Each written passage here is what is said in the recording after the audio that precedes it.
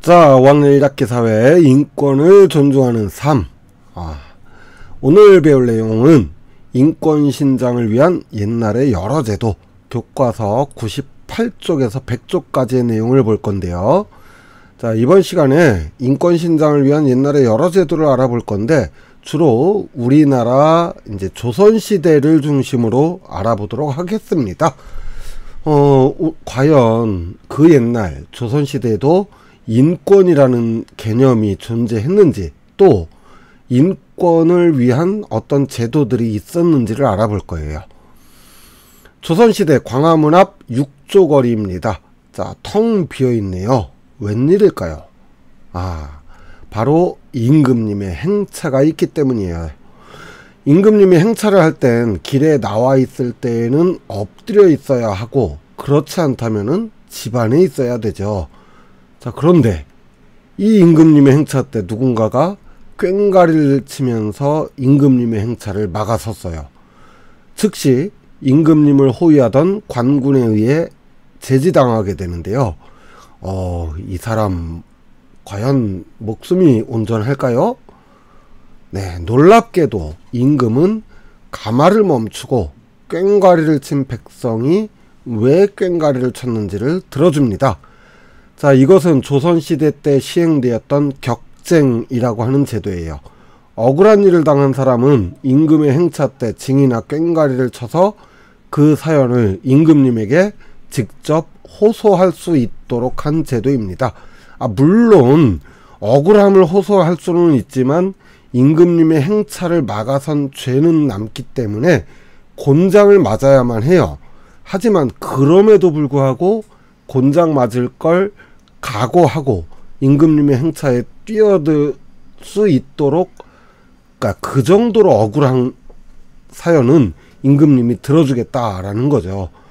자, 정조대왕 때에는 대신들이 백성들이 너무 무분별하게 격쟁을 금해달라, 이렇게 격쟁을 막 하니까 금해달라, 이런 청원이 양반들을 중심으로 많았어요. 하지만 정조대왕은 백성들이 곤장 맞을 각오를 하고 임금의 행차에 뛰어들 정도로 만든 양반들이 오히려 죄인이다, 이러면서 격쟁을 들으려고 노력을 했고, 실록에 의하면 무려 1300건의 격쟁을 처리했다고 합니다. 격쟁과 비슷한 제도로는 신문고라고 하는 제도가 있어요. 백성들이 억울한 일이 있을 때 최후의 수단으로 북을 두드려서 임금님께 직접 고하는 제도로 연산군 때 잠시 폐지가 되었다가 영조대왕 때 다시 설치했습니다. 상언제도라는 것도 있었어요. 양반들이 임금님에게 이걸 이렇게 해야 됩니다, 저걸 저렇게 해야 됩니다 하는 거를 상소라고 합니다. 문서로 전달을 하는데요.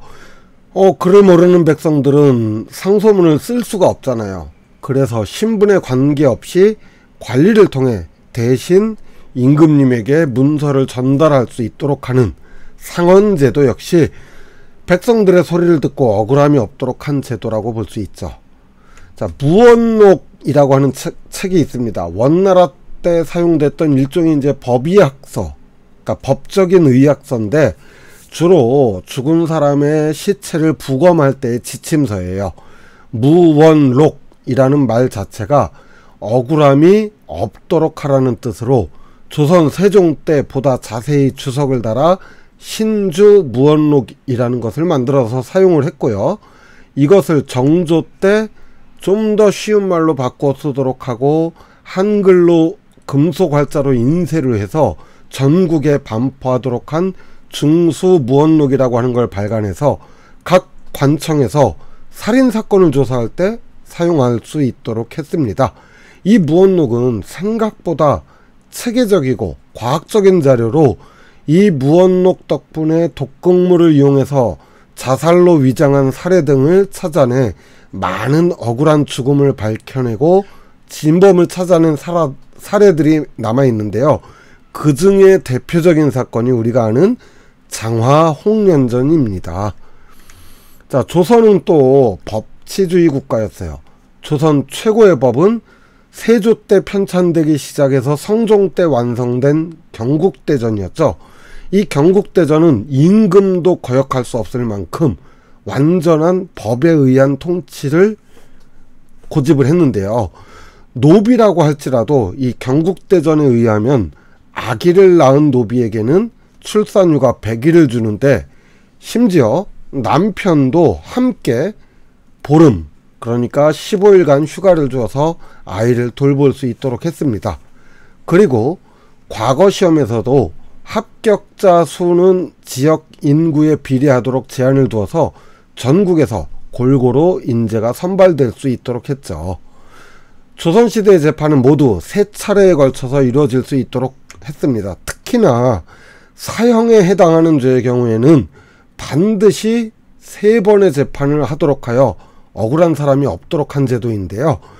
지방 관아인 관청에서 먼저 재판을 했는데 이 재판 결과가 너무 억울합니다 이러면은 지역 감찰사, 그러니까 팔도 관찰사에 의해서 재판을 받을 수 있고요. 그럼에도 불구하고 억울하다라고 생각을 하면은 한양의 사헌부라고 하는 데서 또 한 번 재판을 할 수 있도록 해서 오늘날의 삼심제도의 기초라고 할 수 있겠습니다. 자, 이렇게 조선시대의 이제 인권을 위한 제도들 여러 가지 가운데서 몇 가지 대표적인 걸 좀 살펴봤는데요. 정리하자면 조선 초에는 경국대전을 통해서 인권을 존중하기 위한 노력을 많이 했고요. 신문고, 격쟁, 상언 등을 통해서 백성이 직접 임금에게 억울함을 호소할 수 있도록 한 제도가 있었고, 삼심제도는 오늘날까지 이어지고 있는 대표적인 인권 존중을 위한 법 제도였습니다.